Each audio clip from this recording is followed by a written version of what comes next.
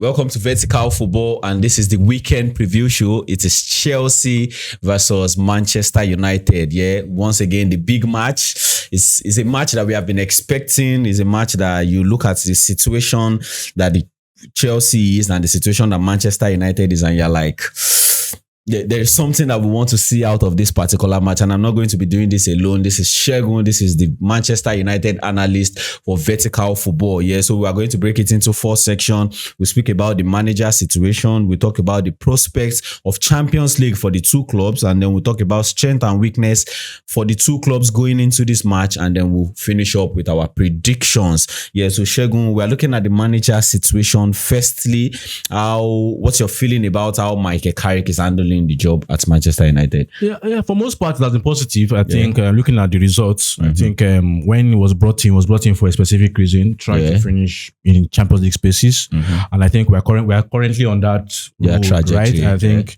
70% close to the objective. So I think everywhere is good, but in terms of result, I know also there have been question marks about performances because football, in as much as 3 points is very, very important. Don't be carried away by 3 points because football is not just about the 3 points. There's something that leads to the 3 points, and that thing is very, very important, which is the performances. And I think there'll be question mark about certain performances we've had this season under him, but ultimately we are close to the Champions League target. Yeah, definitely. I think it's similar thing for Chelsea. You're looking at Rosenior coming into the club. He started out well. That's one of the beautiful things that happened to him. Started out well. I think there was a whole lot of support. Then all of a sudden, we just started seeing the decline. And you look at it, there are elements of the personality that we have in the players. You are looking at some tactical issues also, like exposing the left and the right channel. We conceding goals from those places, and also when we go up front in the personnel side, we are not converting chances that we are creating. So all of those kind of things, when they are not working in sync, you will always be in the situation where you are. So speaking about the performance about in Manchester United, how worried are you? Because you are not playing well, but you are getting the results, and it's pushing you towards where you are supposed to be. How worried are you given the situation? Yeah. For now, since the results, when the results were coming, you have to take your 3 points, but ultimately you are worried because of basic things like intensity. I used to say that one of the first things you have to do to win any game in the Premier League as it is that you have to outrun your opponent. You have to outrun your opponent, and it doesn't matter how good you are. The moment your opponent is outrunning you, there's a problem. And I think we've had situations where we've been outrun. Recently, you can see Leeds, Bournemouth, outrun us, what they call it, Newcastle outrun us. And when you look at the result of those 3 games, we drew Bournemouth, we lost to Leeds, we lost to Newcastle. The 10-man Newcastle. So it's always a fact of if you cannot have that intensity, and it doesn't matter how you play in the Premier League. Guardiola teams are also very intense. It doesn't matter how you play, it doesn't matter your style of play. Whatever style of play you have, should have the element of that intensity. You must be able to, either you're able to supersede your opponent's intensity or you control their intensity. That's the way football works in the Premier League. You either match intensity and overtake it, or you have the ball, you control the ball and kill their own intensity. And I don't think we're able to do that. We've not had higher intensity, and we've not surely been able to control the intensity of the likes of Newcastle, Bournemouth, and even Leeds. Teams find it very easy to push through us. Our center of our pitch is porous. And an average midfield, West Ham's midfield, even the Leeds United midfield, Tanaka and Ampadu. They are not bad players, but these players are not the top players in the world, and they get this confidence that they want to play us. Fulham, the likes of Iwobi, the likes of Sander Berge, having that confidence to want to play us. James Garner, Edishage, I can mention midfields. That you will see that they actually outplayed you guys there. And when I look at the midfield situation, I don't think it's we know our midfield at Man United has issues. And that's why we're always talking about who are we going to sign in the midfield. But I think currently, I think it's not a question of quality midfielders. I think it's a question of more of structure of the midfield. Because obviously, when you are playing maybe Newcastle, you can say, our midfield was bad today. But if almost every team, if 70% of the team is reoccurring, it's more about the structure of the midfield than the players. Yeah, definitely. So I think for performance, we slightly want to be a little bit different in Chelsea. Like, it's not like Chelsea is not performing, but we are not getting the end results. Yeah, because you go as far back as the match against PSG, started out well, started into the 75 minutes, and then just one moment of slack. 10-15 minutes, bam, like, and at one time I was even doing an analysis of Liam Rosenior, and one thing that I found out in his team is that for like he has played close to like 20-21 matches in Chelsea, but for like 7-8 matches that he has played, we get to like get moments where in a span of 10-15 minutes we'll concede consecutive goals. And it's something that really bothers me in the sense that you look at it happened in Man City's game. 17 minutes, we considered 3 goals. You go to Napoli, you go to Everton in the space of like Everton also. 2 minutes, you have like 2 goals in like 10-15 minutes. Like Papa. So for Chelsea, one thing I see is we start really well, we play games, and then all of a sudden, one slight of mistake, we lose our head, and the opponent sees the state that these guys are in, and then they just counter on that and they beat us, and then we cannot recover from it. It's kind of like, I tagged it to be something mental, because I can remember that there was a time where Manchester United go through that patches under Amorim where you concede and then you can't come back into the game. Yeah. And I think that's the same thing for Chelsea. You start well, you're playing really fine, you think, oh, there is something in it for this game, and then you just go 1-0 down, you lose your head, and then you just keep conceding until you lose the match. I think there's a lot of similarities between Chelsea's team currently and Manchester United. Just the fact that United is winning games. Yeah, they are getting results. I've not been able to get the results. But you can see, for example, you talked about your performances in the games like PSG first half, even Man City last game first half. You know, we've seen that you guys start your games much better than United currently. United, definitely. Since after Arsenal, we've not started games well. Fulham, Crystal Palace, we've not started these games well. You know, West Ham, we've not started games well. But you guys start well in the first half. When it comes to the second half, for some reason, it just slack. It just went off. But for United, it's the inverse, in the sense of we don't start games well. Teams enjoy the first half against us, but the second half, sometimes it's not even about we even playing well the second half. It's just we taking use of our moments in the second half and get our results. And I think that's been the similarity between both clubs. You know, honestly, as you were saying that, and I was thinking in my mind, and I was like, I would have wanted to choose the Manchester United part, because you know you want to be coming into the game gradually, but the loop side of that is, what if they beat you so much earlier and then you cannot come into the game? But with Chelsea, sometimes you play well. Our own problem is we can't take our chances. We are always having. You look at Chelsea, you look at the amount of XG that we are creating. I think maybe with Manchester United, Man City, not Arsenal, maybe Manchester United and Man City, we are one of the best in XG created in this season. To score goals. I think we are one of that. But we are underscoring this thing. We are not scoring those goals. So let's go into the prospect of Champions League. We're looking at the performance. I think it's even more positive for Manchester United, because performance is not there. The result is coming. It still helps you into Champions League. How positive are you that Manchester United will make Champions League? I think, as I said, I believe we are 70% close to the Champions League. So I don't think United will miss out on the Champions League. I think it will be a disaster if we do. I don't think we're going to miss out. I think what we just want to do is want to wrap it up as soon as possible. Yeah, definitely. I think that should be our target. That should be the target. Because once we wrap it up as soon as possible, there's also more clarity about what's next with the manager. Is it Michael Carrick? Because I believe if the board had decided that they want to make Michael Carrick the next manager, I think they're waiting for Champions League qualification.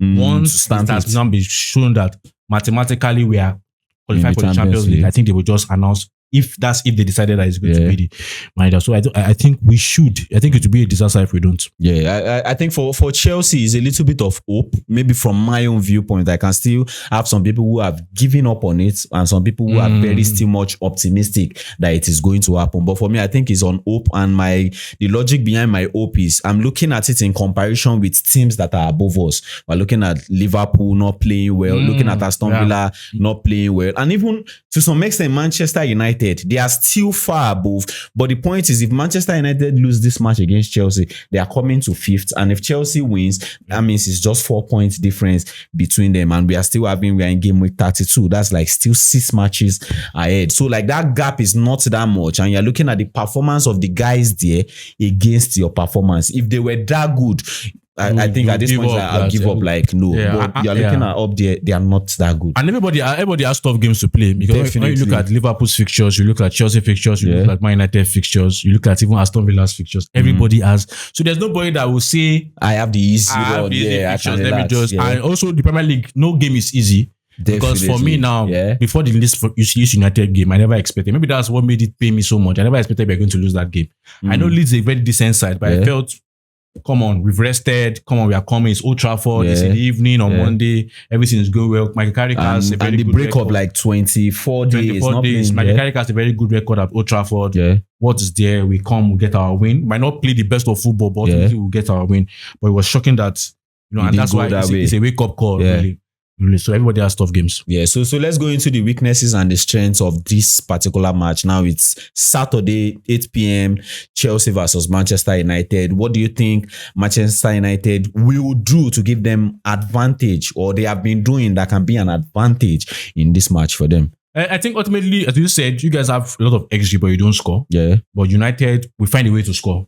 We find a way to score. And I think that's been a very good side, because if it were not scoring at all, that would be a much bigger problem. Because I understand, because at this point under Ruben Amorim, we had what you guys were having where we play very well, but for some reason, we're not able to score. And that's very, very difficult in football. But currently, under Michael Carrick, we find a way to score, whichever way.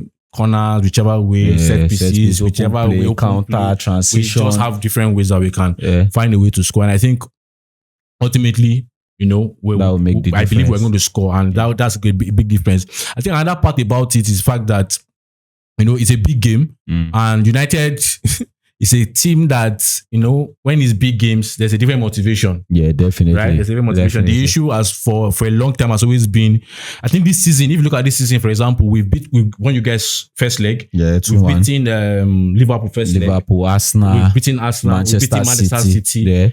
So we've beaten Newcastle first leg. So there is a set record that Manchester United is always good against big teams. So and it's a big game. And so the motivation is going to be different for United. So looking at these things, I believe that, and also transition, as you said, transition is also one of the ways where we can halt the other team. We can halt Chelsea. So for me, I believe these are our positives, really. So for Chelsea, I think it will be based on Manchester United weakness, which is playing through the channel, the central channel.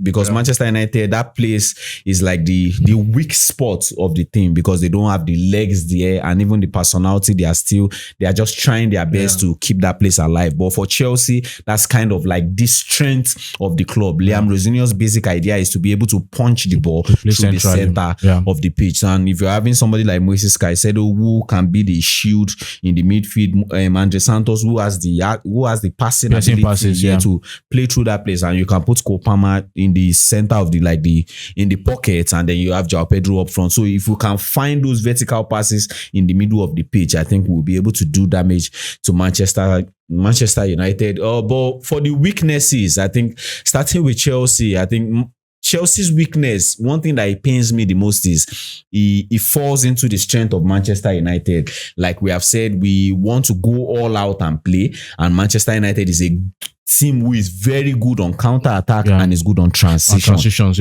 And Chelsea has shown us a little bit of here and there that they are prone to mistakes. So sometimes they want to do some things, they lose the ball because we are looking at the formation. Especially when you haven't played centrally. Playing centrally, yes, we are very, very open. Now you get in points, we are playing them because we are playing in a 2-2-6 or sometimes in a 3-1. We want to be compact. Manchester United knows how to use the flank very well with the piercing part, with the direct passes of somebody like Bruno Fernandes. If you lose the ball centrally, when it takes it does not need 10 touches, just one or two touches. He has found somebody that is going, and with the speed of Mbeumo and clinicality of these guys, I think if we do not take care, transition will be a problem for Chelsea. What do you think weaknesses for Manchester United will be? One thing is, what is your strength is our weakness in terms of centrally. As I said, a lot of teams find it very easy to tap us in the middle of the park. And the way football is, you don't want to give your opponents the relaxation to feel, because football is all about rhythm, right? So when the opponent starts the game and they see that, okay, they try this pass to go, they will just automatically become better than they are. Yeah, because it's almost like unlocking the flow state. Yes, so the flow at the point they're not in flow, and I think that we begin to see in the likes of the last game against Leeds, West Ham, the number of games we've always seen that this midfield at some point they enter the flow where they just begin to do things they would not normally do. Walk through you. And it's always going to be a very big problem when you lose the middle of the pack like we've lost. Another part that I believe is our weakness is that we're not starting games well. As I said, first half is not always a very good time for us. And first half is where you guys have shown from time to time that you are very decent, especially against big teams, right? Yeah. Especially PSG first half was. And even Manchester City last game was okay. So it can be difficult for us. Also, I think the intensity of our play. I think we've said it many times. It's very, very important. You know, you have to outrun teams. That should be your first mode of action in the Premier League. You have to outrun teams. Or, as you said, if you cannot outrun teams, you have to control the tempo of the teams. Of the game, And we cannot control the tempo, obviously. And we have to just find a way to outrun. And looking at it, Chelsea has been a mobile team. Let's not. They have a very mobile side. The likes of Pedro Neto is mobile. And also, looking at it, also when you even talk about counter attacks, transition. Our strength is attacking transitions, but also our weakness is defensive transition. And when you have the like of Estaval, you have and also Pedro the wings. Kopama, the wings are also a weakness to us. When you look at Luxor, you look at Diogo Dalot or even Mazaraoui. You know, there will be challenges, right? I know maybe they might want to use the goodness game, but the wings are also challenges in terms of 1v1 situations in the wing side. You know, stretching our defense, taking our back line, and then having your midfielders like the likes of Kopama that always can operate in the half space, or you have the likes of Enzo Fernandez that can also, you know, be very dangerous in those spaces. There are a lot of. It's just going to be a tough game. And even speaking about that left hand side, I think it's somewhere that we need to exploit really well because given the legs of Luxor with Exaval that is sharp and vibrant, we need to do that so much. Just make sure you are penetrating that place on a constant pressure. Try to like take the game to them and make sure they are not getting rest. So one of the things to just speak about, what's your feeling like about not having your kind of like two senior man in the back line, Maguire and Martinez? Obviously, they are top players for us, but obviously, I think for me, it's always going to be about the midfield. I think we just have to be compact. I think at the beginning of the Leeds game, when I was watching the Leeds first half, I felt that the intention in the first half was to try to be more compact, but it did not work. I just think if our midfield is compact, if our midfield is able to control the game, is able to intercept certain balls, which we need interceptions in this game. If you're going to do make sure you're breaking the play, you have to do the interceptions. One of the things that made us very, very good against Manchester City was the fact that we intercepted the ball against Manchester City. And we're able to do all those transition moments and counter attacks that we did.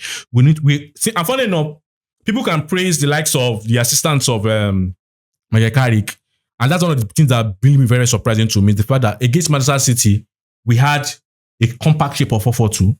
4-4-2 mid to low block, compact shape, and it was difficult for Man City to find spaces. They made a lot of misplaced passes that we capitalized on. Against Arsenal, it showed a little bit, but after those two games, we have not been compact.